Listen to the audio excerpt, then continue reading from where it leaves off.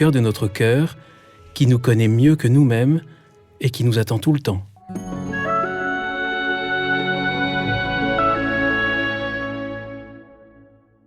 Un nouveau message juste avant le nouvel épisode de Zétéo pour renouveler notre appel au don auprès de tous ceux qui apprécient nos podcasts et qui peuvent contribuer à notre effort par un don. Je remercie chaleureusement ceux qui ont déjà répondu à mon appel la semaine dernière et j'invite tous ceux qui ont reporté à plus tard ou ceux qui hésitent encore. L'épisode que vous allez pouvoir écouter dans quelques secondes, comme tous les épisodes précédents de Zétéo, il vous est accessible gratuitement, facilement, sans aucune inscription nécessaire. Tout cela, c'est pour répondre à l'appel de l'Évangile, justement celui de répandre l'Évangile partout, au plus grand public possible, sans barrière, sans limite possible. Si vous appréciez la qualité des rencontres de Zétéo, si vous appréciez aussi l'indépendance, l'ouverture d'esprit et la liberté de Zétéo, vous savez aussi que tout cela a un coût, celui de la production et de la diffusion de chaque épisode, un coût qui se renouvelle chaque semaine depuis maintenant 5 ans. Nous ne disposons d'aucune autre source de revenus que vous, auditeurs, et nous dépendons de la bonne volonté et de la générosité de ceux d'entre vous qui peuvent, par un don même modeste, contribuer à notre effort. Nous avons besoin de chacun d'entre vous, particulièrement en ce moment, parce que cette période de l'année est la plus importante, elle est déterminante pour la suite de notre aventure, non pas à long terme, mais à moyen et même à court terme. Tout cela, je vous le confie avec beaucoup de confiance et de gratitude et sans inquiétude, parce que si le Seigneur veut que notre aventure continue, il saura susciter des donateurs parmi vous. Pour faire un don, qui est en plus défiscalisable, il suffit de cliquer sur les liens qui sont donnés sur le descriptif de chaque épisode ou d'aller sur le site zeteo.fr à la rubrique « Nous soutenir ». Alors d'avance, un grand merci à ceux qui vont entendre cet appel en y répondant par un don.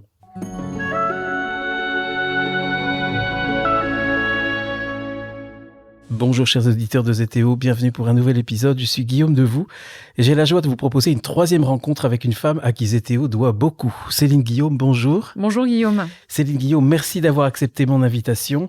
Alors oui, ce que Zétéo vous doit, c'est vous qui m'avez mis sur la piste du nom. Vous vous souvenez, Céline? Mais très bien, mais à chaque fois que vous le répétez, ça devient embarrassant. Oui, mais c'est pour les nouveaux auditeurs qui ne le savent pas. Guillaume. Oui, on cherchait une baseline pour Zétéo et c'est vous qui avez dit « Cherchez, vous trouverez Matthieu 7,7 » et Zétéo, en fait, c'est la traduction grecque de « Cherchez, vous trouverez ».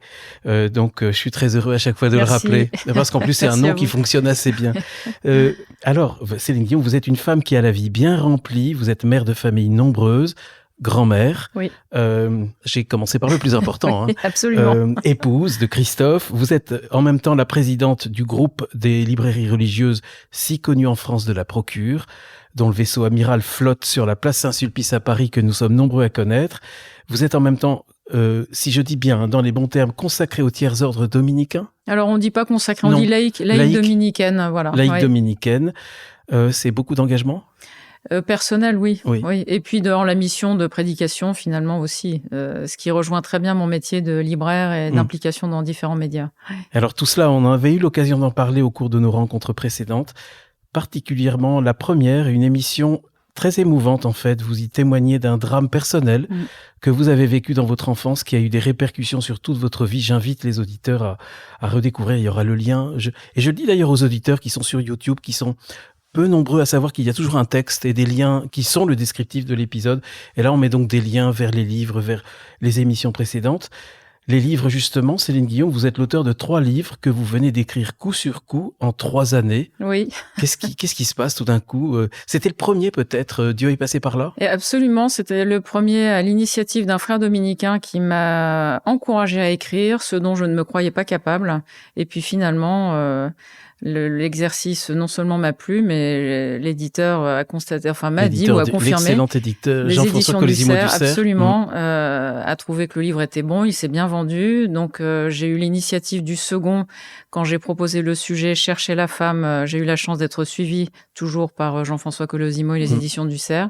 Et puis quand je suis arrivée avec cette 3e idée, beaucoup plus originale peut-être, dont vous allez nous parler. C'est vous qui allez nous en parler, Céline, mais effectivement, c'est une idée. Les éditions du Cerf continuent de me suivre, donc j'ai beaucoup de chance. Oui, et donc bientôt un 4e, même si vous me disiez tout à l'heure oui. que rien n'était dans les cartons, mais comme vous m'avez surpris 3 fois, en fait, puisqu'on se connaissait avant et que je ne savais pas que vous écriviez des livres, j'attends le 4e. La 2e émission, c'était effectivement au sujet de l'épisode Chercher la femme, un titre où vous-même, Céline Guillaume, vous vous proclamiez féministe comme Jésus. Absolument, c'était quelque chose que j'avais beaucoup aimé. Cette année, vous écrivez un livre où on retrouve la même veine que dans les premiers. Si je le dis bien, celui de l'importance pour vous du témoignage, de l'engagement, de l'évangélisation. Est-ce qu'on peut le dire comme ça ? Oui. Bah, c'est la joie d'annoncer le Christ, en fait. Ce qui est très dominicain, hein, la prédication, c'est l'annonce du Verbe, c'est l'annonce de la parole de Dieu. C'est quelque chose que j'aime beaucoup partager. J'ai la chance d'avoir une foi qui date maintenant d'un certain nombre d'années, dont je parle dans le premier livre d'ailleurs. Et le Christ ne me quitte pas, même dans les moments difficiles, même si parfois je ne le vois pas, même si parfois j'ai l'impression de marcher dans les ténèbres, après coup, parce que c'est après qu'on s'en rend compte, Dieu ne me lâche pas. Et ça, c'est une chance et une joie que j'aspire à partager au plus grand nombre sans cesse, en fait. Et où trouvez-vous le temps pour écrire ? Alors, il paraît que j'écris vite. C'est ce que me disent mon mari la preuve, 3 et en mon 3 ans. éditeur. Oui.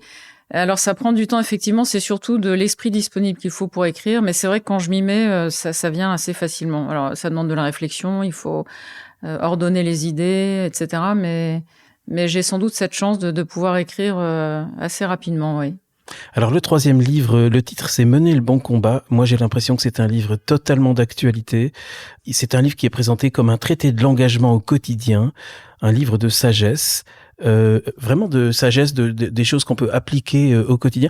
D'où vous est venue cette idée de faire ce livre, Céline ? Alors justement, d'abord parce qu'on vit dans une époque où il y a beaucoup de combats individuels ou collectifs, et puis des combats qu'on ne reconnaît pas forcément comme tels, hein, d'ailleurs, mais notre société est tiraillée par des combats dans tous les sens, au niveau politique, au niveau sociétal, au niveau éthique, au niveau personnel. On sait combien les familles souffrent aujourd'hui, les vies de couple, etc., dans l'éducation, les banlieues, enfin...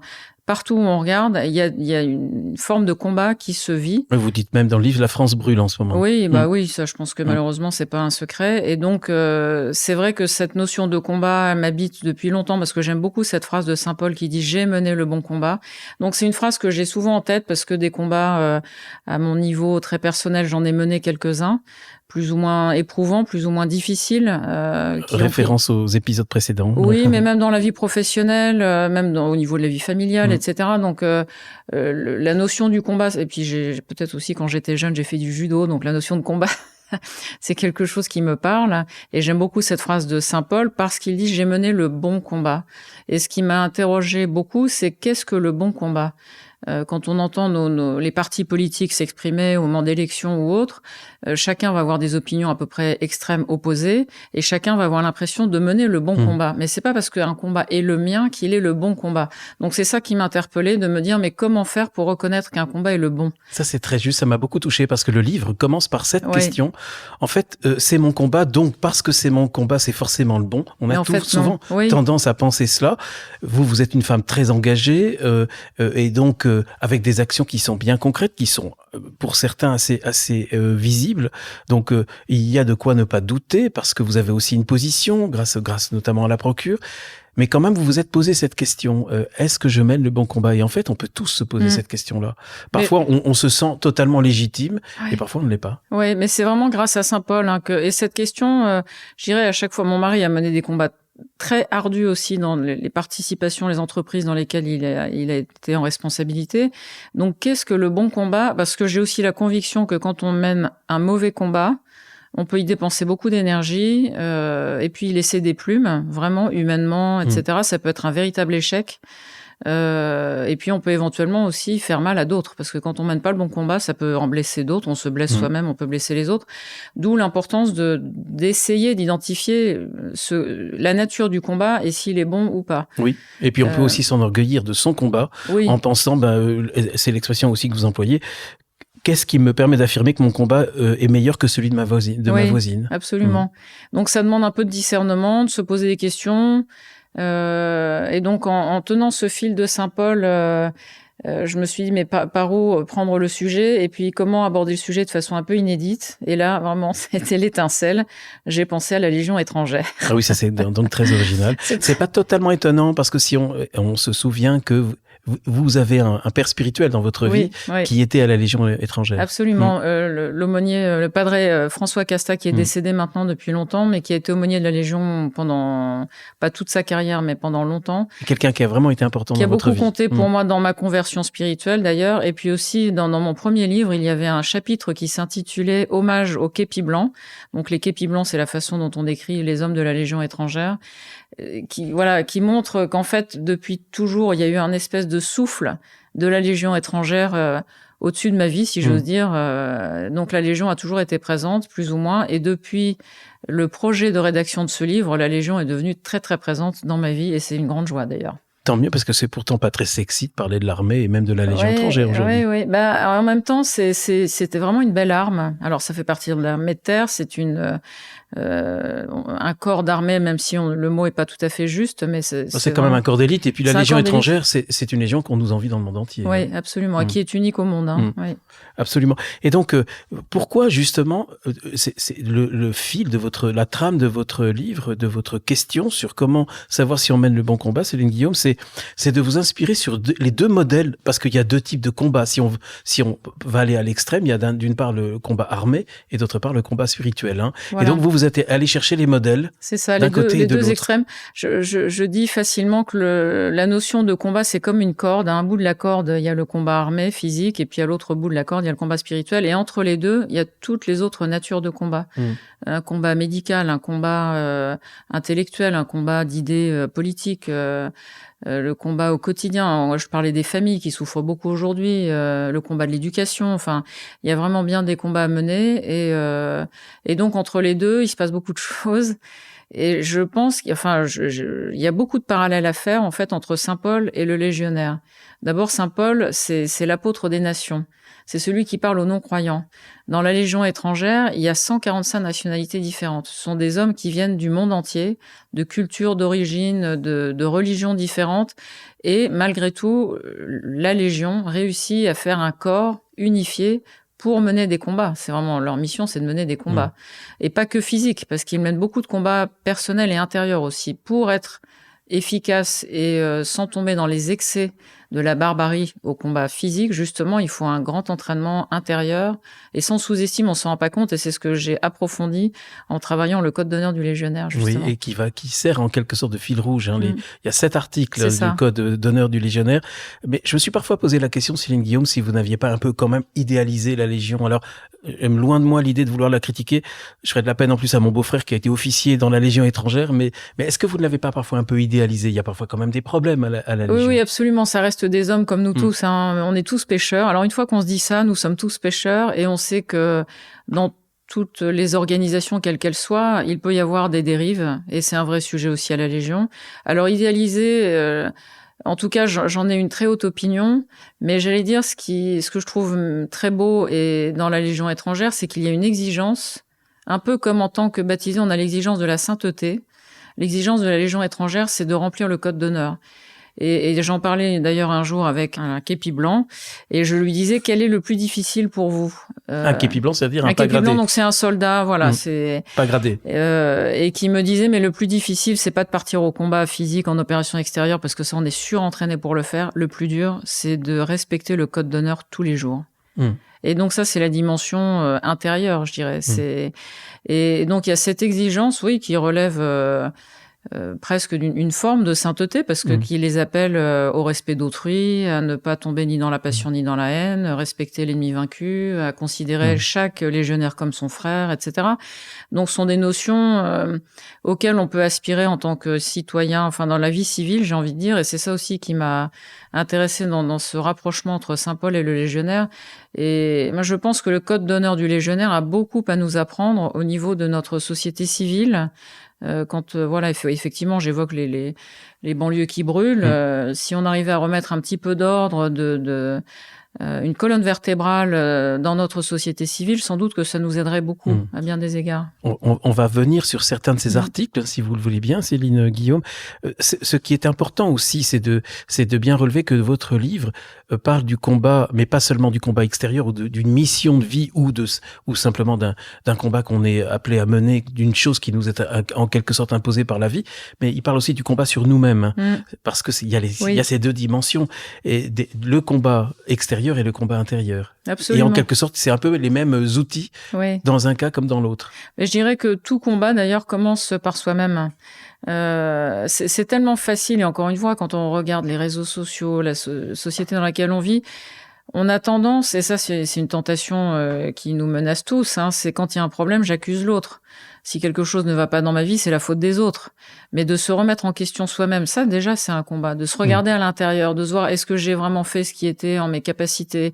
Est-ce que je me suis bien comporté? Est-ce que je cherche le bien, le mien, celui des autres, etc.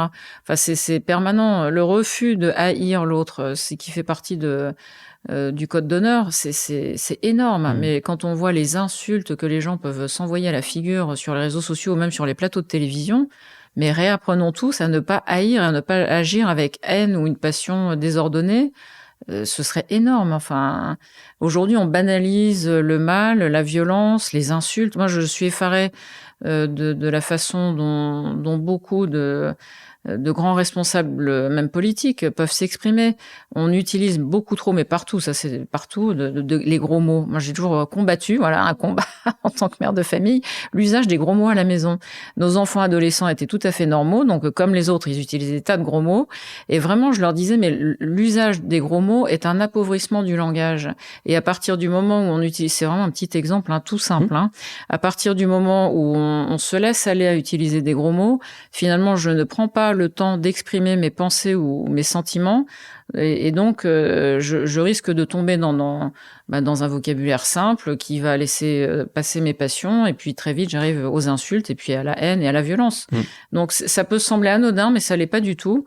Et si chacun faisait un effort pour ne pas utiliser de gros mots déjà, encore une fois, que ce soit en entreprise, dans n'importe quelle association, etc., imaginez les gens dans la rue, quand on s'exprime avec quelqu'un, de faire l'effort de ne pas utiliser de gros mots, je pense que déjà le visage de notre pays changerait un petit peu, en bien. Alors là, on vient d'avoir l'exemple, Céline, de votre livre, qui est vraiment très pratique, si vous me permettez, il est facile à lire. Merci, tant mieux. Non, mais tant mieux, je veux dire, ça veut pas dire qu'il est facile à écrire, mais qu'il est facile à lire, et il est bourré de conseils pratiques qu'on peut mettre en action immédiatement. Mais d'où vient quand même, ça reste pour moi assez original, cette idée de rapprocher le légionnaire et Paul, parce que on a vraiment l'idée, là, très très différente, de Paul d'un côté, qui est quelqu'un quand même d'assez particulier, et le légionnaire de l'autre. Écoutez, c'était vraiment une étincelle, vraiment ça m'est venu comme ça, c'était une intuition. Parce que vous auriez pu choisir un autre disciple ou un autre apôtre que... Oui, non, mais Saint Paul, alors j'aime beaucoup Saint Paul, justement parce qu'il a beaucoup de tempérament d'abord, qu'en plus il a commencé par mener un mauvais combat, parce qu'il commençait à quand même persécuter les chrétiens. Ce qui est souvent le cas des légionnaires, avant d'entrer dans la Légion, ils ont peut-être... c'est un long chemin, j'allais dire, la pédagogie de la Légion met du temps, d'ailleurs quand ils entrent et qu'ils sont pris à la Légion, leurs 5 premières années sont très difficiles au niveau humain, parce que c'est très exigeant et que quelque part, il faut réussir à leur faire comprendre. Il y a cette pédagogie de la Légion pour transformer parfois, souvent, ils viennent de conditions très difficiles. Il y a d'ailleurs le général de la Légion, sans qui j'aurais eu sans doute beaucoup de mal à écrire ce livre, parce qu'il m'a permis d'avoir accès à tous les services de la Légion étrangère, et je lui en suis très reconnaissante. Le général Yushchenko. Voilà, absolument. Et donc... ça prend du temps de former intellectuellement, humainement les légionnaires pour réussir à en faire encore une fois un corps, une unité, de créer une unité entre tous ces hommes tellement différents, et leur transmettre aussi cette notion du bien quelque part, parce que c'est pareil, si le légionnaire mène le mauvais combat, mais alors là c'est très grave, parce qu'il y a des vies en jeu, les leurs mais ceux des autres aussi, donc il faut absolument les former à ne pas devenir des barbares en fait, et ça c'est difficile, et ça prend du temps. Alors, il y a aussi un rapprochement que j'ai beaucoup aimé que vous faites entre le légionnaire et Paul. Vous dites, à un moment de leur histoire à chacun, l'histoire bascule, il y a une rencontre. Alors la rencontre, oui, c'est ce qui est assez émouvant, je trouve, c'est quand vous allez à Aubagne, qui est la maison mère de la Légion, il y a un portail. Alors d'abord, Il y a l'entrée du régiment qui est immense. Et puis, sur le côté, il y a un petit portail pour les piétons. Et là, peuvent frapper à ce portail le candidat légionnaire qui peut venir de l'autre bout du monde, du Népal, d'Argentine, du Brésil, de Dieu sait où, et frapper à la porte. Et quand il vient frapper à la porte, souvent on lui pose la question, mais pourquoi viens-tu à la Légion? Que cherches-tu? Et souvent la réponse c'est je cherche une famille. Et l'ami légionnaire dont je parle dans mon premier livre, c'était tout à fait ça. Il m'a dit, mais en fait, moi, je cherchais une famille. On m'a demandé, qu'est-ce que tu cherches? Je cherche une famille. Et ben, à ce moment-là, il a toutes ses chances. Alors après, évidemment, il y a toute une sélection, etc. Et tout le monde n'entre pas à la Légion. Mais c'est avant tout, c'est souvent leur motivation, c'est de retrouver le sens de la famille. Et ce sens de la famille, encore une fois, il est cruellement blessé aujourd'hui en France. Et les légionnaires, chaque légionnaire est ton frère d'armes, certes, mais c'est ton frère.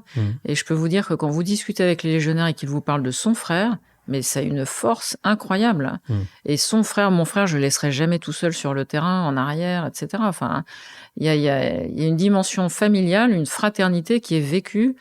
Et ce mot fraternité fait partie de notre devise nationale. Mais en fait, en France aujourd'hui, que veut dire le mot fraternité? Qu'est-ce qu'il incarne? Alors oui, on l'écrit partout, on le revendique, on le crie partout, mais en fait, ça veut dire quoi? Ça me semble un peu creux, alors qu'à la Légion, c'est incarné, c'est vraiment vécu, dans la chair. Vous parliez d'Aubagne, alors c'est vraiment un lieu très fort. Mon beau-frère que je citais tout à l'heure commandait au Bagne à un moment, et de toute sa belle carrière militaire, je crois que c'est ce dont il a été le plus fier en fait. Oui. L'étape légionnaire est vraiment importante pour beaucoup de militaires. Vous parliez de la fraternité, mais on va justement parler parce que elle fait partie de ces codes d'honneur de la Légion. Le premier étant la liberté.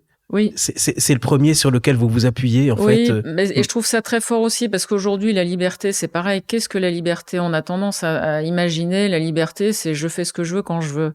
Mais en fait, c'est une compréhension assez pauvre, je trouve, de la liberté. C'est une vision de la liberté très individualiste dont nous souffrons beaucoup aujourd'hui.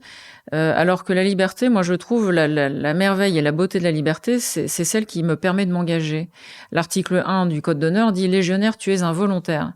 Tu t'engages à servir la France avec honneur et fidélité. Mais au départ, tu es un volontaire. Alors, pour s'engager librement, il faut savoir ce à quoi on s'engage. Mais j'allais dire, c'est comme dans le mariage ou comme dans n'importe quel contrat de travail, quand on devient actionnaire d'une entreprise, etc. Il faut savoir où on met les pieds et à quoi on s'engage. Donc, quand le légionnaire, le candidat arrive à Aubagne, on va tout lui dire sur la Légion. Et en échange, on lui dit, toi aussi, tu nous dis tout. Tu nous racontes toute ton histoire, de ton passé, etc. Et de ce partage mutuel qui est très important, où la vérité doit être absolument présente, et la Légion va pouvoir s'engager ou pas vis-à-vis de cet homme, et le légionnaire va pouvoir décider librement de s'engager ou pas dans la Légion. Alors, il s'engage certes derrière, on peut dire c'est une vie de discipline, etc. Oui, mais il l'a voulu. Il l'a voulu au départ et il sait, on lui montre ce à quoi il va s'engager. Donc oui, après il y a des contreparties entre guillemets, mais il sait aussi qu'en échange de tous ses efforts, la Légion ne l'abandonnera jamais. Et ça, je trouve ça très beau. Et c'est vrai qu'il y a de nombreux cas où il y a des hommes de la Légion qui, à un moment donné, souhaitent rejoindre la vie civile, donc quittent la Légion. Si un jour ils souhaitent revenir dans la Légion, notamment en vieillissant, qui se retrouvent un peu seuls ou besoin d'un lieu pour passer leurs vieux jours, les anciens de la Légion sont toujours accueillis. Ce qui est étonnant, c'est que vous faites un lien très fort, Céline Guillaume, entre la liberté et l'engagement, et que en fait l'engagement est ce qui va permettre un bel exercice de la liberté, alors qu'on pourrait dire le contraire. On pourrait dire que le fait de s'engager, c'est le fait de ne plus être libre. Mais justement, je pense qu'on a vraiment perdu de vue ce qu'est vraiment la liberté. Moi, je trouve la liberté belle parce que c'est elle qui nous donne la force et le courage de nous engager. Encore une fois, je pense au mariage parce qu'aujourd'hui, il y a de plus en plus de jeunes qui craignent de s'engager dans le mariage. Oui, c'est un engagement et c'est parce que je suis libre que je peux décider de m'engager dans le mariage. C'est d'ailleurs dans le mariage chrétien, c'est le critère numéro 1, c'est de vérifier que l'engagement est bien pris librement et sans contrainte. Enfin, mais je m'engage. Donc, puisque je m'engage à quoi? À aimer l'autre fidèlement toute ma vie, etc. C'est pas rien. Donc oui, ça veut dire que derrière, je choisis un seul homme, mon mari, pour toute la vie, et je choisis de ne pas prendre les autres, concrètement. Donc forcément, choisir, c'est renoncer, de toute façon. Donc l'exercice de la liberté, C'est ça, c'est la possibilité de s'engager. La liberté engage, et c'est ça qui est très beau, je trouve. Oui, et la liberté, donc, nécessite une conscience. Et Oui. ça, vous insistez sur cette Oui. importance de la conscience. Vous dites, celui qui choisit la conscience, c'est lui qui est libre. Et vous dites, en fait, que ceux qui portent atteinte à notre conscience menacent en même temps notre liberté. Oui, ça, j'en suis convaincue. D'ailleurs, j'aime beaucoup citer Victor Hugo à cet égard, parce que lui était très éveillé sur la notion de conscience et ce qu'est la conscience. En fait, notre conscience, aujourd'hui, on n'en parle pratiquement plus. On a tous bonne conscience sur tout, mais en fait, est-ce qu'on a raison d'avoir bonne conscience sur tout?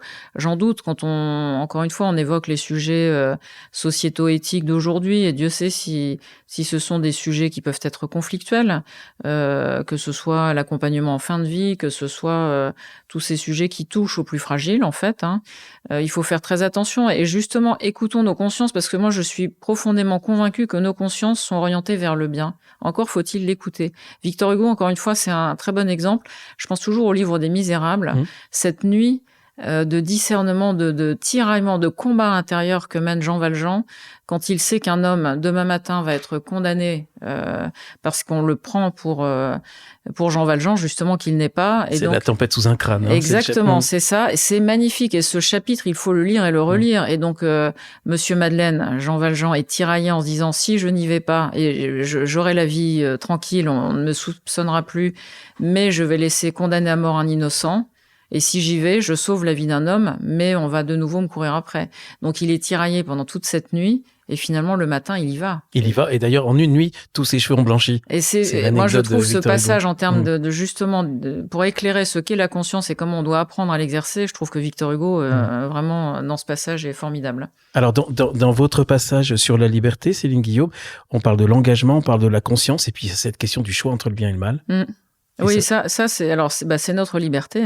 Et Saint Paul en parle beaucoup. Je fais le mal que je ne voudrais pas et je ne fais pas le bien que je voudrais. On est tous tiraillés en permanence entre le bien et le mal. Et en plus, vous dites, le mal est plus facile à choisir. Ah, c'est sûr. C'est pas simple. En fait, le bien, c'est le choix de l'effort. C'est tout le temps le choix de l'effort. C'est plus difficile de choisir le bien que de choisir le mal. Donc le mal, en fait, c'est celui qui tire vers le bas, c'est celui qui demande moins d'efforts, qui éventuellement tire vers la paresse même. Alors que le bien, ça me coûte de faire le bien, de faire un effort pour moi, pour les autres. Ça coûte toujours, mais derrière, la récompense est plus belle, derrière les efforts. Il y a cette phrase de l'Évangile qui est très belle, qui dit « Il y a plus de joie à donner qu'à recevoir », mais c'est vrai. Combien de fois on entend des gens qui font du bénévolat dans plein d'œuvres différentes et qui disent « Mais je suis tellement heureux de rendre service à tel endroit ou tel endroit ». Je pense aux visites dans les hôpitaux ou auprès des personnes seules, etc. Et les gens qui le font, en général, en retirent une vraie joie. Et les personnes visitées sont tellement heureuses aussi. Donc, ça fait du bien de faire le bien, en fait. Donc, il faut vraiment encourager tout le monde à faire le bien, et chaque jour un peu plus. D'abord, notre monde ira un petit peu mieux, autour de moi d'abord, mais ensuite, vous savez, c'est comme la tache d'huile, faire le bien, ça assouplit d'abord, ça assouplit partout où on agit et on essaie de faire le bien. Et puis, ça rayonne aussi autour de soi. Alors, comment fait-on, Céline Guillaume, quand on ne se sent pas libre ? C'est terrible. Vous dites, en fait, il faut identifier ce qui nous embourbe. Oui. Et comment on fait ? Alors, il faut prendre le temps de d'abord reconnaître le fait. Oui, c'est une très bonne question. Quand on sent qu'à l'intérieur, ça ne va pas, qu'on est tiraillé, qu'on est gêné, bloqué, il faut essayer de comprendre d'où ça vient. Et quand on comprend l'origine, je pense par exemple à l'addiction des écrans. Je pense que ça peut parler à beaucoup d'auditeurs. Ou à la pornographie, c'est un sujet très douloureux. Ces addictions aux écrans, elles nous minent, en fait, elles me coupent des autres. Et c'est terrible parce que j'arrive pas à m'en défaire de mon téléphone. On prend le métro, on regarde les gens dans le métro qui scrollent. Vous savez, ce mot apparu qui est horrible, je trouve. Un anglicisme, de plus, plutôt que notre belle langue française.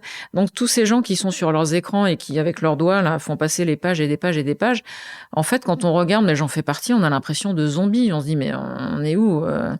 Et puis surtout, c'est typique quand on regarde dans les restaurants, des gens qui sont ensemble, physiquement, mais qui ne se regardent pas, qui ne s'écoutent pas parce que chacun est sur son écran. Et je pense que c'est un vrai frein, un barrage à la rencontre de l'autre, à l'écoute, à la relation, à la communication. Et nous sommes des êtres de communication.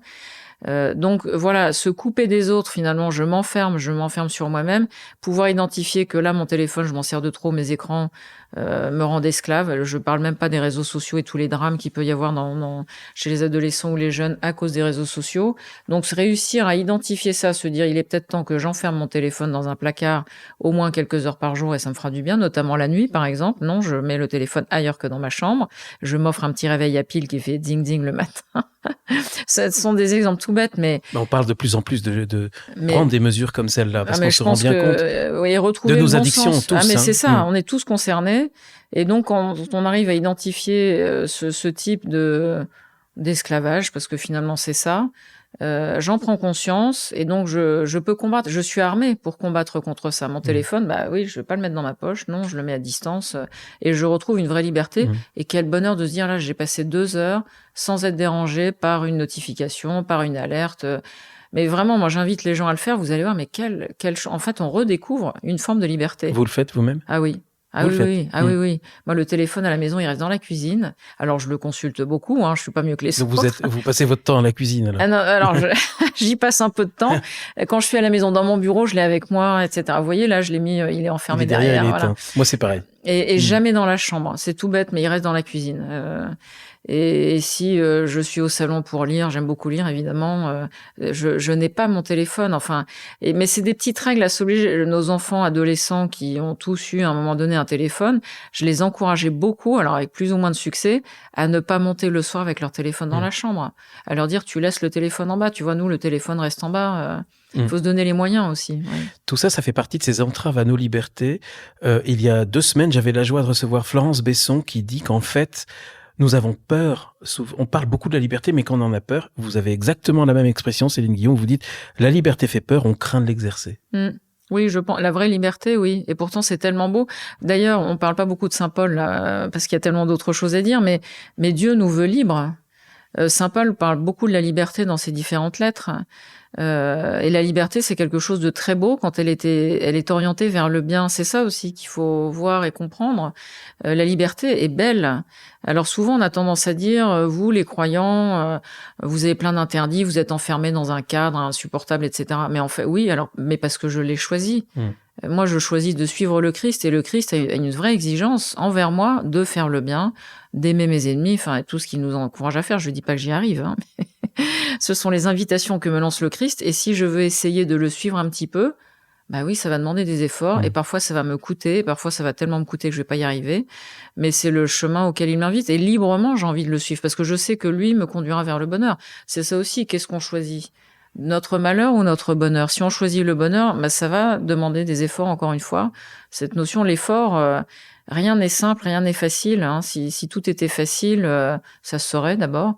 Mais en même temps, les efforts, je crois vraiment, apportent beaucoup de joie, peuvent apporter beaucoup de joie, de satisfaction, même nous réconforter ou nous dire, quand j'ai réussi quelque chose, j'en suis capable.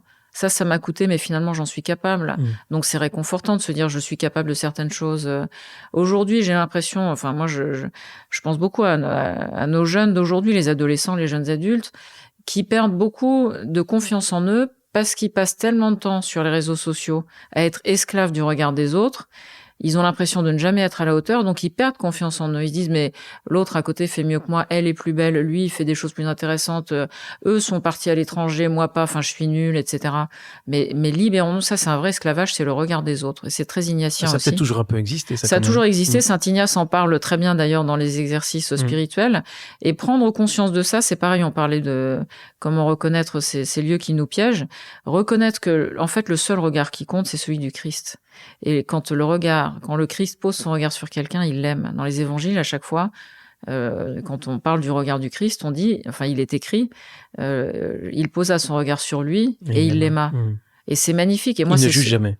C'est ce regard-là qui compte pour moi. Et donc, quand je suis en désolation, quand je sens qu'il y a du mépris ou quoi que ce soit autour de moi, je pense à ce regard que le Christ pose sur moi et ça m'encourage à me détacher du regard des autres et à pas en être esclave et retrouver ma vraie liberté. Et parfois, d'ailleurs, quand on le met en situation d'avoir à juger, lui, il pose des questions. Oui, c'est vrai. Ouais. Donc, il fait déjà un pas de côté. Le deuxième code, on va peut-être pas tous les dire, il faut que les lecteurs se transforment en auditeurs.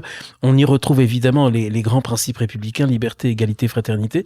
Le deuxième code, ce qui m'a paru intéressant, c'est la fraternité, Céline Guillaume, celui de devenir frère, partager des liens, parler le même langage, ce qui est vraiment ce qui forme le ciment de la Légion Absolument, oui. Et alors, justement, pour faire le parallèle avec Saint Paul, en fait, ce qui est intéressant, c'est que la Légion, avec tous ces hommes de 145 nationalités différentes, arrive à former une unité. Saint Paul, en son temps, finalement, va traverser des milliers de kilomètres, la Méditerranée, etc., pour annoncer le Christ et créer des frères, enfin créer une fraternité entre les personnes qu'il va conduire au Christ.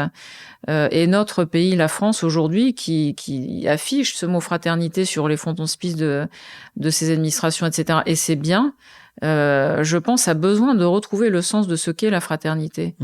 Mais finalement, cette fraternité citoyenne, qu'est-ce qui fait que les gens sont reliés les uns aux autres? Et aujourd'hui, je pense qu'on a vraiment perdu le fil. Alors, quand on est croyant, on a un Dieu, Père, Fils et Esprit Saint, mais on est reliés par cette foi en un Père aimant.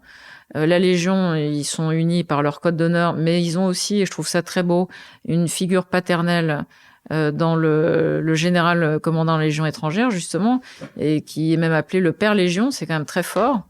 Le général de la Légion, c'est le Père Légion. Je pourrais revenir sur l'histoire, mais ce serait trop long.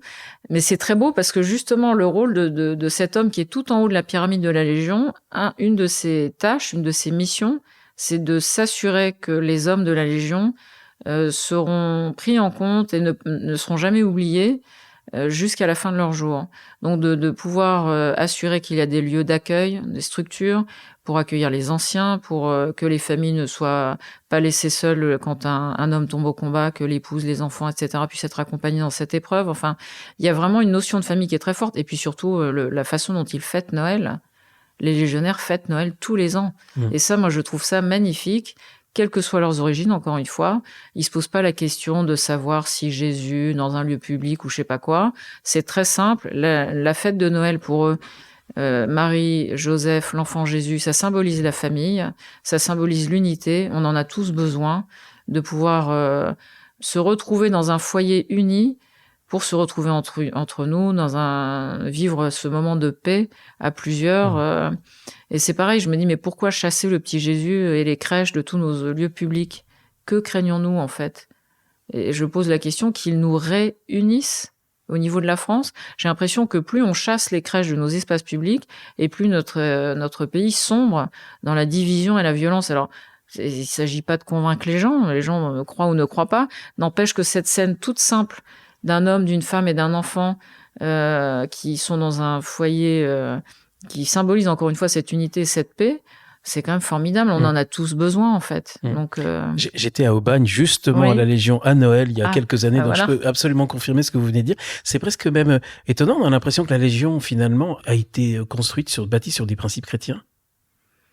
Alors, elle date de 1831. Les principes chrétiens, je sais pas si c'était l'intention d'origine, mais en tout cas, ce qui est sûr, c'est qu'on retrouve des valeurs évangéliques, très évangéliques, dans le code d'honneur. Et je pense qu'ils n'ont pas à en rougir, d'ailleurs, parce que quand on dit qu'on respecte l'ennemi vaincu, moi, je pense évidemment en écho un peu au Christ qui nous appelle à aimer nos ennemis. Le respect de l'ennemi vaincu, encore une fois, si dans le monde civil, on s'inspirait de ça, mais c'est énorme de ne pas profiter de la faiblesse de quelqu'un qui m'a fait du mal pour l'écraser davantage et l'anéantir complètement. Non, c'est pas la peine, c'est bon, il est vaincu, on en reste là. Je vais pas faire exprès de le martyriser davantage. Enfin, donc c'est un état d'esprit qui est quand même très fort et qui est, encore une fois, qui pousse vers le haut, qui nous appelle au bien et à plus de bien. Et les légionnaires sont vraiment appelés à ça, à donner le meilleur d'eux-mêmes finalement. Ce deuxième code dont nous parlons, celui de la fraternité, j'avais la joie de recevoir Michel de Rosen il y a quelques semaines, qui a écrit un livre sur la fraternité et qui, lui, en parlant justement des principes républicains, liberté, égalité, fraternité, il dit la fraternité, c'est le parent pauvre en fait de nos principes et c'est pourtant peut-être le plus important. Oui, parce que je pense qu'aujourd'hui, on ne sait pas à quoi il est relié. La fraternité en France, qu'est-ce qui nous relie les uns aux autres? Il n'y a plus rien. C'est pas le président de la République, avec tout le respect que j'ai envers la fonction et l'homme ou ou la femme qui peuvent incarner cette fonction. Mais c'est pas le père de la nation. Enfin, la mère patrie, qu'est-ce que ça veut dire? Ça veut plus rien dire. Donc, qu'est-ce qui nous relie? Qu'est-ce qui fait de nous des frères aujourd'hui en France? Ça, c'est une vraie question. Et curieusement, j'ai l'impression qu'il y a aucun parti politique qui s'y intéresse. Mais il serait peut-être temps de s'y intéresser de nouveau pour recréer cette unité avec quand même des personnes en France partout qui se comprennent de moins en moins, qui ont en plus de mal à communiquer entre elles. On voit tous ces communautarismes qui se créent et qui vont pas dans le bon sens, je pense. D'ailleurs, je lisais dans un des textes de la Légion qui disait la société aujourd'hui souffre de 2 mots, entre autres, hein. L'individualisme. L'individualisme, c'est moi tout seul, et du communautarisme. Et le communautarisme, c'est nous à l'exclusion des autres. Et je trouve que cette définition toute simple est très très claire en fait. Le communautarisme, c'est nous à l'exclusion des autres. Et on voit bien en France qu'aujourd'hui c'est un vrai sujet. Quand on parle de communautarisme, est-ce que c'est bien, pas bien? En tout cas, c'est cette notion de le fait d'exclure les autres. Et ça peut pas recréer l'unité dans un pays. Donc il faut vraiment réussir à recréer du lien, de l'unité entre toutes ces différentes niveaux de notre pays, quelles que soient les cultures d'ailleurs. Et la Légion est encore une fois un bon exemple, hein, les origines ou les cultures de nos citoyens. 3e article, c'est celui de l'égalité. Je sais pas pourquoi, je préfère parler de la fraternité que de l'égalité, mais l'égalité, c'est quand même quelque chose de très important. La Légion fait référence à la discipline, la camaraderie, le courage, la loyauté. Et vous, Thérèse, justement, c'est lapsus révélateur. Céline Guillaume, vous avez des liens avec Thérèse. Je crois que vous êtes née à Lisieux. J'ai grandi à Lisieux. Et vous dites, en fait, Thérèse, la petite Thérèse, il serait très bien retrouvée dans ce 3e article. Oui, parce que je disais, la loyauté, c'est quelque chose de très beau. Loyauté, je pense aussi à fidélité, parce qu'alors Dieu sait que c'est quelque chose d'important aussi pour les légionnaires, c'est la fidélité de l'engagement. Et leur code d'honneur, je l'évoquais tout à l'heure, leur coûte tous les jours de mettre en pratique ce code d'honneur, c'est un effort quotidien. Et pourquoi je pensais à la petite Thérèse, vous savez, Thérèse de Lisieux avec sa petite voix, qui a écrit un très beau poème qui s'intitule Rien que pour aujourd'hui. Et en fait, c'est ça, c'est là aussi, il faut jamais se décourager des efforts que nous pouvons fournir, même si parfois la montagne semble énorme et qu'on est tout en bas et qu'on ne sait pas comment on va la gravir, etc. Mais se dire rien que pour aujourd'hui, je vais essayer de faire un effort pour ne pas dire de gros mots, pour moins regarder mon téléphone, pour ne pas haïr mon voisin, pour ne pas répondre à l'insulte par l'insulte, etc. Enfin, pour donner le meilleur de moi-même, pour etc. Rien que pour aujourd'hui. Demain, je ne sais pas si j'en serai capable. Hier, j'ai peut-être échoué, mais aujourd'hui, je vais essayer. Et je dirais dans la vie de croyant, c'est pareil, la vie de prière. On peut en parler abondamment, je pense. Rien que pour aujourd'hui, je vais essayer de prier aujourd'hui. Peut-être que j'ai pas réussi hier, peut-être que j'y arriverai pas demain, mais rien que pour aujourd'hui. Et j'aime beaucoup ce rien que pour aujourd'hui de Thérèse. Je trouve c'est magnifique. Le 4e article, alors celui-ci est étonnant, je m'attendais pas à le trouver là, c'est la dignité. C'est une question de dignité extérieure, mais aussi une dignité intrinsèque. Et vous soulignez, Céline Guillaume, le fait que, justement, cette question de dignité, les pères du désert, ils sont champions pour nous aider à combattre nos désordres intérieurs et pour justement acquérir cette dignité ou ne pas la perdre, ou la retrouver. Oui, alors tu auras un comportement toujours digne, hein, dit le code d'honneur. Un comportement toujours digne, c'est pareil. Dans notre société où on voit l'individualisme tellement malheureusement prendre le pas, vous sortez du métro, la personne qui est devant vous tire la porte ou vous la laisse claquer à la figure. Voilà, ce sont des petites attentions toutes simples, mais de faire ces efforts de comportement, de dignité, de sourire. Le sourire a une force. Saint-Exupéry a écrit un très beau texte sur le sourire. C'est une forme de dignité de sourire à la personne que je croise dans la rue, à un SDF qui est sur le trottoir, à quelqu'un qui me dit bonjour. Et ça fait partie de la dignité, je pense. Et c'est pas inaccessible, en fait. C'est ça. Ce sont des petits gestes quotidiens. Il y a la question aussi de la dignité extérieure. Comme on parle de la Légion, vous parlez de l'importance du vêtement et aussi de cette question justement de l'uniforme. Quel regard porte-t-on aujourd'hui sur l'uniforme et qu'est-ce que ça dit de notre société? Oui, absolument. Il y a de moins en moins le respect de l'uniforme. J'ai aussi un beau-frère, une belle-sœur militaire, un beau-frère qui était policier, etc. On sait que le port de l'uniforme, on voit malheureusement, je pense, mais à tous ceux qui portent un uniforme et qui sont au service de nous, de la société, que ce soit dans le corps médical, que ce soit les pompiers, que ce soit tous ceux qui servent l'État finalement, et combien ces uniformes peuvent être raillés, voire violentés. Et mais quel dommage! Que faisons-nous de la dignité de ces personnes justement, sous prétexte qu'elles portent un uniforme ou l'autre? On se croit permis de les voilà, de mal parler d'eux, ou autre, et et qu'ils soient policiers ou autres, hein, d'ailleurs. Mais pourquoi est-ce qu'on n'arrive pas à avoir davantage de respect pour ce qui incarne l'ordre? Et pourtant, on est en train de se rendre compte que l'uniforme a aussi des vertus, puisqu'on parle de réintroduire l'uniforme à l'école. Oui. Et puis c'est pas un mal en soi. Enfin, je veux dire, il faut arrêter de faire penser que porter l'uniforme, c'est forcément les bottes qui claquent, etc. Enfin, on en a besoin en plus, hein.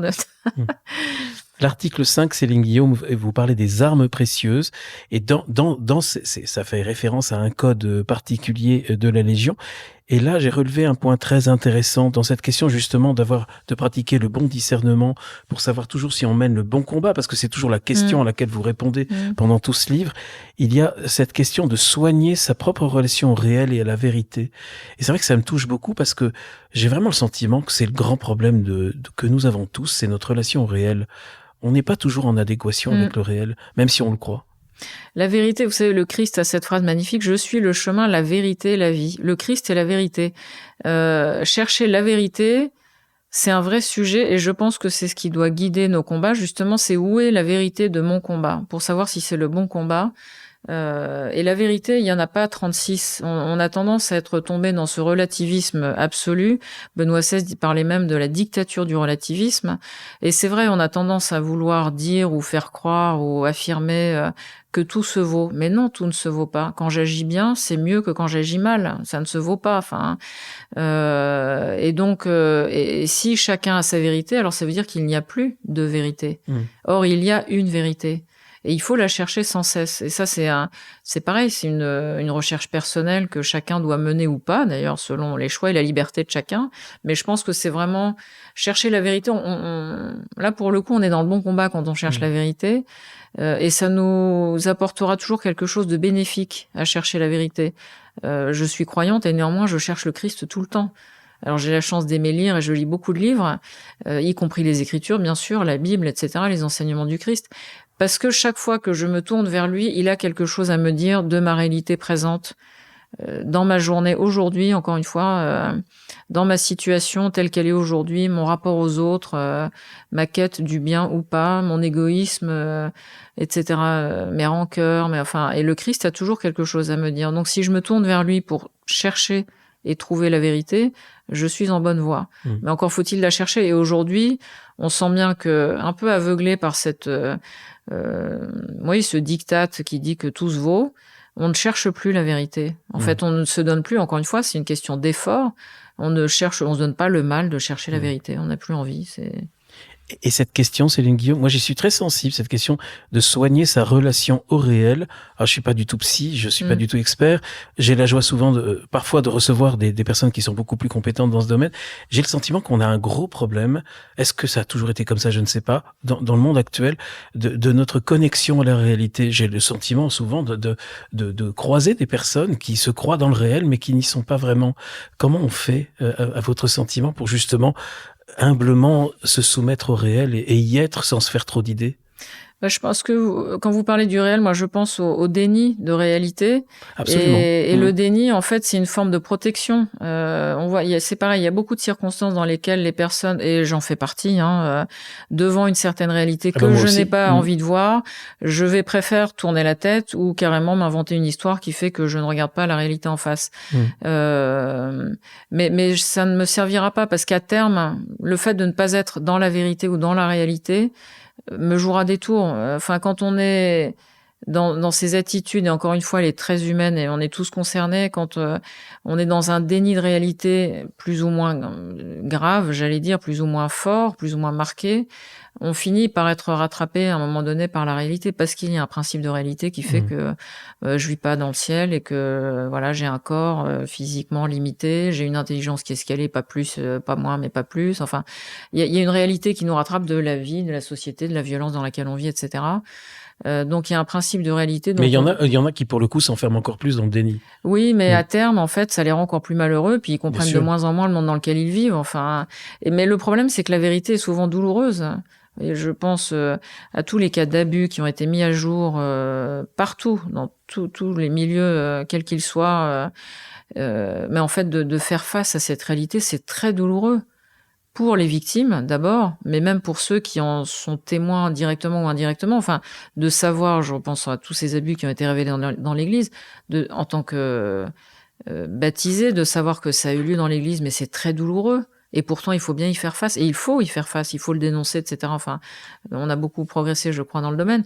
Mais il y a plein d'autres domaines où c'est un petit peu dans le monde de la culture. Mais on sait que partout, dans le cinéma, enfin partout, les médias, l'éducation nationale, on n'en a pas encore tellement parlé. Mais malheureusement, il y a des cas aussi dans tous les domaines de l'éducation, partout. Enfin, et en parlant de l'Église, puisque je sais qu'elle vous tient à cœur, puisque vous êtes engagé, est-ce que vous avez le sentiment qu'on fait ce qu'il faut maintenant ? Alors, je pense qu'il faut être assez humble pour se dire qu'on ne chassera jamais complètement le sujet. Ça, je pense qu'il faut pas se faire trop d'illusions, parce que l'âme humaine est ce qu'elle est. Et ça, je retiens de mon grand-père qui admirait beaucoup la Légion, c'est que l'âme humaine ne change pas. Donc de se dire, on va faire 0, on va arriver à un niveau de contrôle ou que sais-je, où il n'y aura plus jamais d'abus dans l'église ou ailleurs d'ailleurs, ça j'y crois pas du tout. Parce que l'âme humaine, à chaque fois que vous prenez un homme, une femme, les risques d'abus, quels qu'ils soient, psychologiques, moraux, spirituels, sexuels, sont un risque. Enfin, chacun doit s'auto-contrôler. D'où l'importance de faire ce travail d'introspection intérieur. Vous évoquiez les Pères du désert, on n'a peut-être pas le temps d'y revenir maintenant, mais c'est vrai que ce sont des bons guides pour essayer de me connaître à l'intérieur, savoir comment je fonctionne et quelles sont les situations où je risque d'abuser de la confiance d'un autre ou autre. Et donc le cas 0 dans l'église ou ailleurs, j'y crois pas. En revanche, je pense que l'église a fait un vrai travail d'analyse, de compréhension. Il y a eu plein de livres quand même pour comprendre comment ces mécanismes avaient été possibles. Enfin, le mot scandaleux n'est pas assez fort. Enfin, donc il y a eu un vrai travail qui a été fait, mais il est à poursuivre non-stop. Et il y aura toujours des cas et qu'il faudra dénoncer beaucoup plus vite. Surtout, je pense qu'on a gagné en prise de conscience, et donc prendre conscience de la gravité des faits, maintenant, j'espère au moins permettront que ces situations ne dérivent pas ou ne se répètent pas, en tout cas. Quand quelqu'un est identifié comme étant dangereux, que tout de suite on puisse prendre les mesures qui feront qu'il ne pourra pas continuer de nuire. Enfin. Pour revenir à soi-même, pour revenir à cette question de soigner sa relation réelle, vous dites, Céline Guillaume, qu'il est très important pour savoir si on mène le bon combat, pour mener le bon combat et pour bien le mener, il est très important d'entretenir notre forme physique autant que spirituelle et intellectuelle. Ça, j'ai bien aimé. Oui, c'est vrai, parce que nous sommes un tout. Le pape François aime bien dire que tout est lié, mais c'est vrai, nous sommes corps, esprit et âme, et on peut pas détacher ces différentes parties qui forment la personne humaine. Et d'ailleurs, je pense qu'aujourd'hui, dans les grands débats encore sur le transhumanisme, etc., c'est une des difficultés, c'est de faire croire aux gens que leur corps est séparé d'eux. J'ai mon esprit, mon intelligence, j'ai un corps, j'en fais ce que je veux. Alors, je parle de transhumanisme, mais même dans nos vies affectives, dans nos relations aux autres, etc. On voit les jeunes aujourd'hui tellement perdus, parfois avec des vies quand même assez décousues ou très malmenées, finalement, où ils ont l'impression que de faire n'importe quoi de leur corps, ça n'a pas d'incidence sur eux. Mais en fait, si. Ce qui nous arrive au niveau intellectuel, spirituel ou corporel, physique, ça a un impact sur l'ensemble de notre personne. Donc, nous sommes ce qu'on doit chercher, c'est être unifié. Et donc, on doit prendre soin de notre corps autant que de notre esprit ou de notre âme. Ouais. Et puis pour ça, on peut s'armer. Et vous le dites, ça c'est une citation de Saint Paul, c'est dans la lettre aux Éphésiens, je ne sais pas laquelle. Revêtez l'équipement de combat donné par Dieu. Oui, alors c'est quoi cet équipement de combat ? Alors je le connais pas par cœur, mais c'est vrai qu'il y a il parle. D'ailleurs, c'est amusant parce qu'il utilise un langage très militaire. Il dit prenez le casque du salut et le glaive de l'esprit. Oui, c'est ça. Le salut, c'est le Christ qui nous sauve. Le glaive, moi je pense toujours à la parole de Dieu. Le Christ dit « ma parole est tranchante ». Oui, la parole du Christ est tranchante parce que elle est pas tiède. Vous savez, dans l'Apocalypse, il y a cette phrase, je vomirai les tièdes.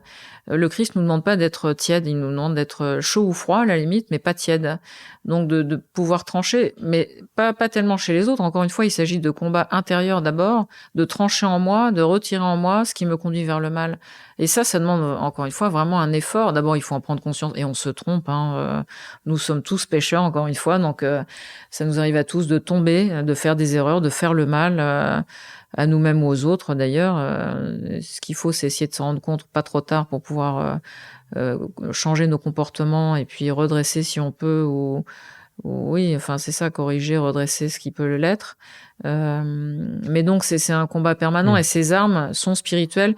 Encore une fois, avant d'aller combattre dans le monde, les autres ou les idées, etc., il faut surtout commencer par se combattre soi-même. Solzhenitsyn disait, vous savez, il avait cette très belle phrase, la limite entre le bien et le mal ne passe pas entre les partis politiques, ne passe pas par les frontières des États, elle passe au centre du cœur de chacun. Et quand on a ça en tête, on se dit la limite entre le bien et le mal, elle passe au cœur de ce que je suis, bah, ça m'alerte et me dit, attention, ça commence par moi. Pour mener le bon combat, ça commence d'abord à l'intérieur. Et là, ça nous invite complètement à l'article 6, qui est mon préféré, la voie sacrée, celle qui nous dit qu'il faut apprendre à donner le meilleur de nous-mêmes. Oui, absolument. Oui. Et ça, les légionnaires donnent le meilleur d'eux-mêmes. Encore une fois, j'évoquais tout à l'heure le fait que la Légion est très attentive à ce que ces hommes et ces femmes, parce qu'il y a aussi des femmes dans la Légion, et il faut leur rendre hommage et ne pas les oublier. Et donc, pour que ces hommes ne deviennent pas des barbares, il faut les éduquer intérieurement. Et ça, la Légion en a bien conscience, parce que sinon toutes les dérives sont possibles. Tous les excès, tout. Ouais. Et puis la voie sacrée, c'est la référence du mot sacré, c'est-à-dire ce à quoi on a un respect absolu qui s'impose par sa haute valeur, qui transcende l'humain et qui engage la vie. Oui, absolument. Le légionnaire s'engage à donner sa vie, c'est quand même à mourir pour la mission si nécessaire. Le 7e article, alors là, il m'a étonné parce que c'est le dernier, mais il est beau, mais c'est étonnant de le retrouver là, c'est le respect des vaincus. Oui. C'est beau, en fait, c'est très beau. Oui, c'est très beau, et ça conclut un peu le reste. Et je le disais tout à l'heure, quand on arrive à agir sans passion au combat, tu agis sans passion et sans haine. C'est pareil, ça, que tout le monde l'entende et le garde en tête dans la vie quotidienne. Et le respect des ennemis vaincus, c'est ça, je disais tout à l'heure, ça fait penser au Christ qui dit tu aimeras tes ennemis. Et ça, Dieu sait que c'est difficile. Celui qui m'a fait du tort, qui a abîmé ma réputation, qui m'a embêté dans mes actions en entreprise ou que sais-je, enfin, ou dans la vie quotidienne ou dans ma vie familiale, ou eh ben non, je ne vais pas répondre à la haine par la haine, etc. Et ça. Vous citez ce livre, Vous n'aurez pas ma haine, du père de cette femme qui est morte à l'attentat du Bataclan, dont j'ai oublié le nom, mais qui est un bel exemple. Contrôle de soi, ne pas chercher la vengeance ni la revanche, effectivement aimer les ennemis, prier pour eux. Oui. C'est un beau dernier code. Vous dites, Céline Guillaume, en fin de livre, en fait, ça j'ai trouvé ça très fort, et c'est vraiment un principe d'humilité. En fait, le bon combat, c'est celui qui s'impose à moi et dont je ne me détourne pas. Oui, ça demande beaucoup de courage, oui, c'est vrai, oui, merci Guillaume de le rappeler. Mais c'est vrai que mener un combat, surtout contre soi-même, ça demande de l'humilité et du courage, parce qu'il faut oser, tout à l'heure vous évoquiez le principe de réalité, il faut oser se regarder en face, en fait, sans se dévaloriser non plus, parce que l'humilité, c'est pas de se dire je suis nul et je vaux rien, c'est pas ça, c'est de se regarder en vérité, justement, ce dont je suis capable en bien et en mal, de m'appuyer, de trouver les points d'appui qui vont me permettre de développer ce qu'il y a de bon en moi. Et puis il faut pas trop non plus être obsédé par nos défauts, parce qu'en fait, à vouloir combattre nos défauts, ça peut devenir obsessionnel, et puis finalement on progresse pas en bien. Il faut plutôt se concentrer sur les bonnes choses dont nous sommes capables, et surtout veiller à les développer. Et donc à force de développer ce qu'il y a de bon en nous, les défauts ou les faiblesses, les points faibles prendront moins de place. Il vaut mieux se concentrer sur le bien que sur les faiblesses et les défauts. Du moment qu'on a conscience de pas les développer eux. Alors, la phrase peut-être la plus forte peut-être de tout ce livre, vous l'empruntez à Saint Paul, « J'ai mené le bon combat, j'ai achevé ma course, j'ai gardé ma foi ». Ce que je ne savais pas, c'est qu'en fait, Paul prononce cette phrase à un moment très particulier de sa vie, et il va mourir. Exactement, il arrive à peu près à la fin de sa vie, il est en prison à Rome, il va être décapité, donc c'est quand même une mort assez violente. Et c'est aussi du fin fond de sa prison où il dit « je suis libre ». c'est quand même admirable de se dire, il est en prison, il sait qu'il va être condamné à mort, mais il ose dire, je suis libre. Il est libre parce que, je l'évoque aussi dans mon livre et je trouve ça très beau, en fait, on peut enfermer le corps, on n'enferme pas l'esprit, on peut pas enfermer la parole. Et saint Paul, jusqu'au bout, d'ailleurs, a pu écrire et s'adresser à différents disciples, dont Timothée, etc. Et on n'enferme pas la parole. D'ailleurs, si la parole du Christ continue d'être transmise aujourd'hui, c'est bien parce qu'on ne peut pas l'enfermer. On sait aujourd'hui qu'il y a des tas de pays, malheureusement, dans le monde où les chrétiens sont persécutés. Ça peut en faire sourire certains d'entendre ça en disant « Oh là là, ils nous cassent les pieds ». N'empêche que c'est une réalité. Encore une fois, principe de réalité, c'est un fait. Mais la parole, on peut pas l'enfermer. On peut tuer les gens, faire ce qu'on veut, mais en fait, la parole demeure. Et ça, c'est une grande espérance aussi. On vit des temps bizarres. Vous dites dans le livre, on l'a déjà dit, notre pays brûle. On peut avoir ce sentiment, même si ça peut paraître assez alarmiste, mais il y a quand même des choses qui se passent, des guerres, des catastrophes climatiques à répétition. Et vous appelez avec une sorte de sérénité et de calme à simplement l'exigence. Et je trouve qu'il y a beaucoup de solidité, en fait, dans tout ce que vous écrivez. Merci, Guillaume. Mais je pense que c'est l'espérance qui permet de rester solide et de garder la foi, justement. La foi, c'est un cadeau inestimable. Mais c'est aussi l'espérance de savoir, au fond, parce que je suis croyante, je sais que le Christ est vainqueur. Donc au fond, on va tous mourir, ça on le sait. Alors avec plus ou moins de difficultés, dans des souffrances plus ou moins grandes, etc. Ça, on ne sait pas comment on va mourir, mais on mourra tous. Mais de savoir que quelque chose nous attend ou quelqu'un nous attend après, de savoir aussi, et je pense que beaucoup de nos contemporains peut-être ont perdu de vue l'existence de leur âme. Ça, j'en parle aussi beaucoup dans mon livre précédent, mais une personne humaine, c'est un corps, un esprit, une âme. Notre âme existe et elle demeure. Notre corps mourra, mais notre âme durera. Et donc de se dire, mais mon âme, que va-t-elle devenir après, une fois que mon corps sera en terre? Mais de savoir que cette âme dure, elle vivra toujours. Je trouve que déjà, c'est une grande espérance pour soi, mais aussi pour nos proches. Et surtout de se dire, le Christ est là, il m'attend, il est là pour nous sauver tous. Bah, c'est formidable. Alors oui, la vie est parfois très difficile, il y a beaucoup d'épreuves, mais on sait que derrière, c'est le bonheur qui nous attend. Donc, Et pour revenir, si vous permettez, dernière question, Céline, à ces temps troublés que nous vivons, vous êtes quand même à un poste observatoire assez intéressant à la Procure, parce que c'est là où on vient chercher des réponses à nos quêtes, à nos peurs éventuellement. Est-ce que vous observez un changement dans les comportements des consommateurs, c'est-à-dire de ceux qui viennent acheter des livres?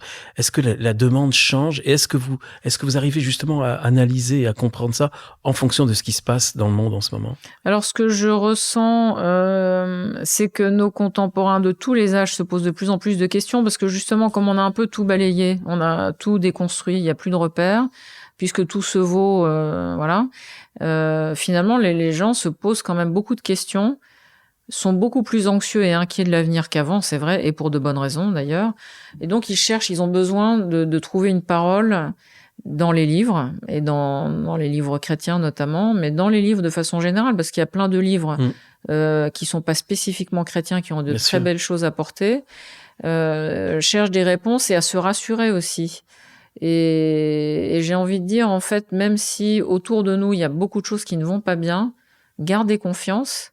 Menez votre vie au quotidien du mieux que vous pouvez, et puis par capillarité, encore une fois, et par exemplarité, tâchons d'être exemplaires en bien.